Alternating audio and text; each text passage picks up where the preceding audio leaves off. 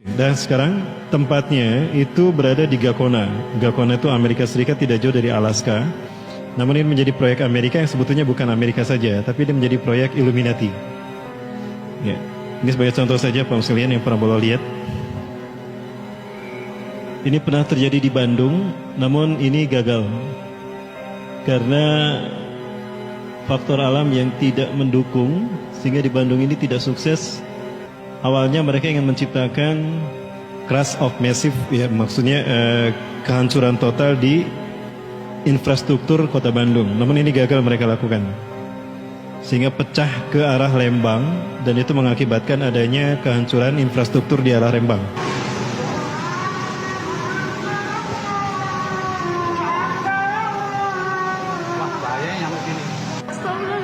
Nah, kalau dilihat dari bawah seperti ini,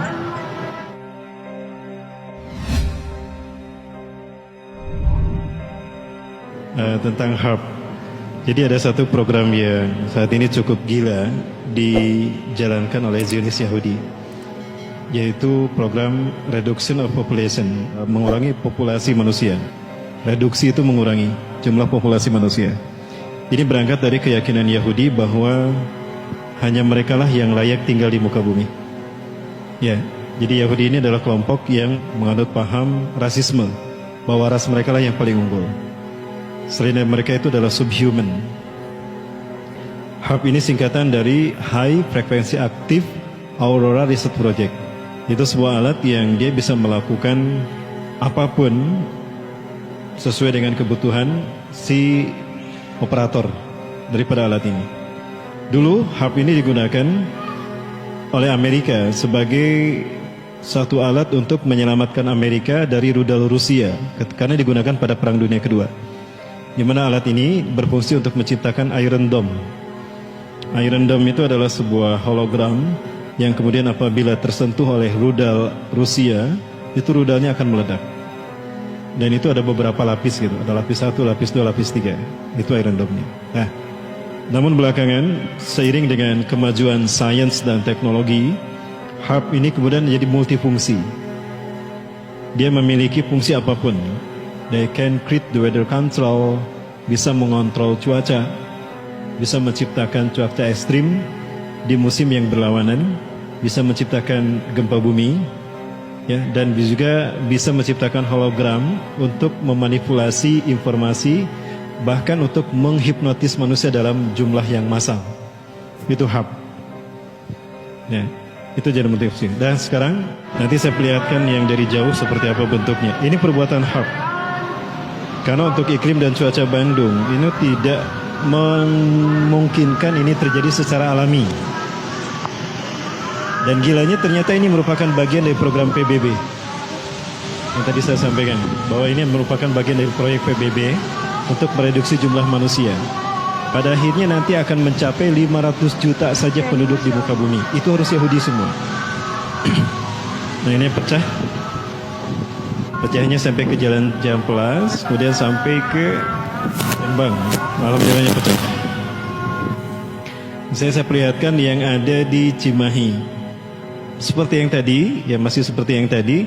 Ini kita lihat dari jarak jauh. Kita lihat dari jarak jauh. Para mulai perhatikan betul bentuknya seperti apa. Udah.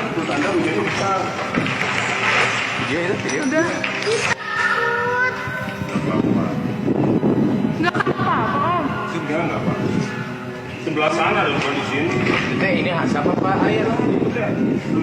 Dari laut. Oh gitu. Air laut. Serem banget. Itu petanda. Baik, para mulai bisa melihat tadi ya, hafalkan bentuknya. Nah, sekarang saya ingin perlihatkan bentuk yang sama, tapi ini berada di Iran, di sebuah laut di Iran. Bagi kita mungkin masuk di akal jika hutan dibakar atau perumahan dibakar, masuk di akal karena ada sesuatu media yang bisa terbakar. Tapi kalau laut dibakar, masuk di akal tidak? Tidak masuk di akal. Tapi itulah yang terjadi. Walaupun sebetulnya memang ada satu alat, ada satu zat kimia yang bisa membakar air. Dulu saya pernah melakukan,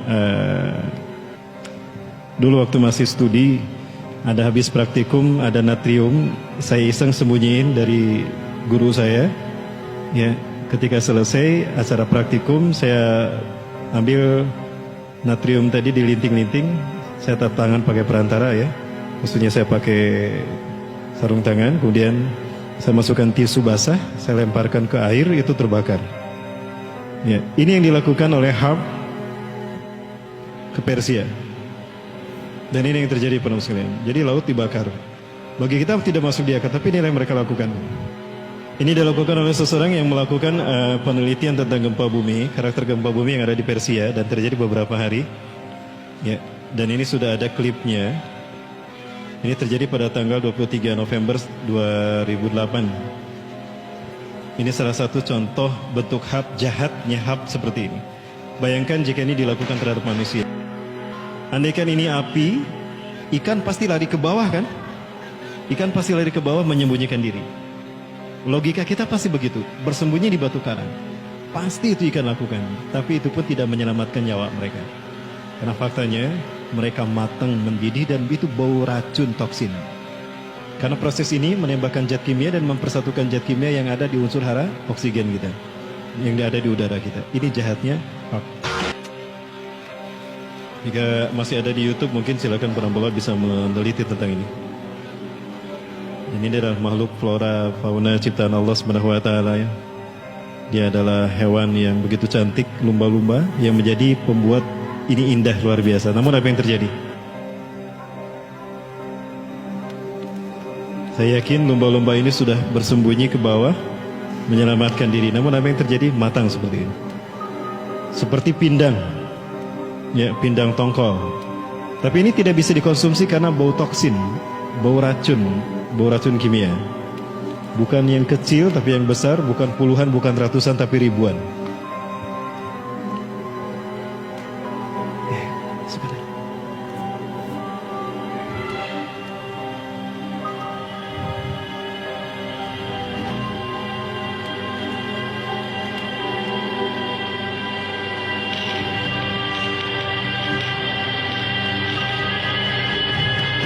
Nah, adakah PBB menghukum Amerika telah melakukan kehancuran, kerusakan pada satwa, flora dan fauna, ekosistem?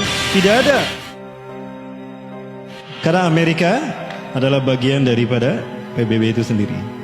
Ya, veto, bukankah veto Dewan Keamanan PBB ada di tangan Amerika? Dan veto Amerika lebih kuat dari veto The Big Five yang lain, peramba Allah.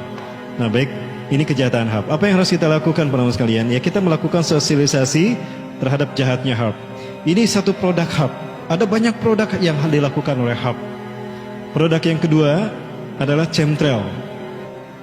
Chemtrail ini singkatan dari chemical trail. Beda dengan contrail. Chemtrail ini adalah satu awan yang kalau para Allah lihat di langit itu nggak hilang-hilang.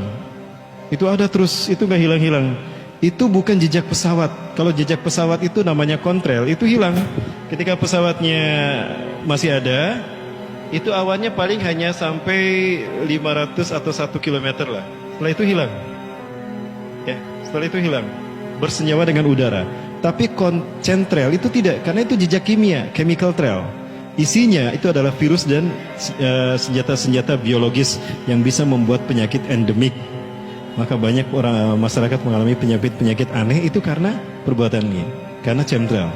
Nah, di negara di dunia itu mereka sudah protes kepada pemerintahnya. Yang belum protes di mana? Di Indonesia. Karena belum yang memahami, sedikit yang memahami tentang chemtrail. Kami pernah melakukan itu di Hussein Sastra-Negara, Bandara Hussein. Teman saya saat itu menggunakan menggunakan ID sebagai jurnalis. Pak, saya jurnalis, saya ingin tanya, itu jejak pesawat apa? Dan itu pesawat yang terbang. Rata-rata pesawat ini terbangnya jauh tidak terlihat. Nah, ini adalah senjata yang digunakan oleh Yahudi atas nama PBB untuk mengurangi jumlah populasi manusia. Ini jahat kan? Tapi ini menjadi iman PBB. Nah, apa yang harus kita lakukan, para sekalian? Kita melakukan edukasi dan kita menekankan penekanan, penetrasi kepada political will, pada pemerintah kita, bahwa itu berbahaya untuk masyarakat. Walaupun saat ini untuk rejim yang sekarang tidak mungkin bisa.